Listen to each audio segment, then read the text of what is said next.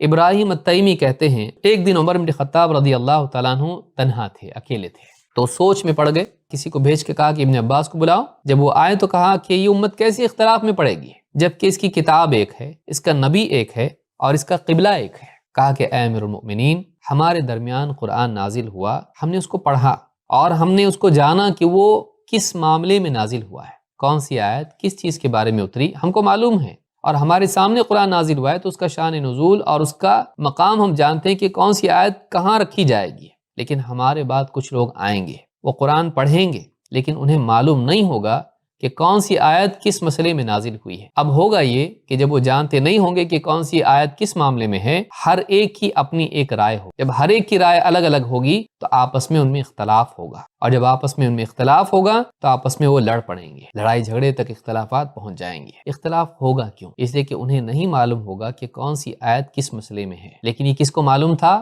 صحابہ کو معلوم ہوا کہ ہمارے لیے اس اختلاف سے اور اس اختتال سے، اس آپس کی لڑائی جھگڑوں سے بچنے کے لیے ضروری ہے کہ ہم سلف کی طرف رجوع کریں، اور یہی بات اللہ کے نبی صلی اللہ علیہ وسلم کی حدیث سے بھی معلوم ہوتی ہے کہ بعد میں اختلافات ہوں گے، تمہارے لیے میری سنت اور خلفائے راشدین کی سنت کی طرف رجوع ضروری ہے۔ تو اس روایت سے بات معلوم ہوتی ہے کہ بعد کے دور میں لوگ آئیں گے، ان کے سامنے متن ہوگا قرآن کا، لیکن کون سی آیت کس معاملے میں ہے ان کو معلوم نہیں ہوگا، وہ یہاں کی چیز کہیں بھی فٹ کر دیں گے، کوئی بھی آیت اس سے کچھ بھی مطلب لینا شروع کریں گے اور گمراہ ہو جائیں گے۔ ظاہر بات ہے جب عقلیں الگ الگ ہیں، اس کو یہ سمجھے گا، اس کو وہ سمجھے گا، اس کو وہ سمجھے گا، اور پھر سب آپس میں اختلاف رائے کی وجہ سے لڑنے والے بن جائیں گے۔ سلف کے فہم سے محرومی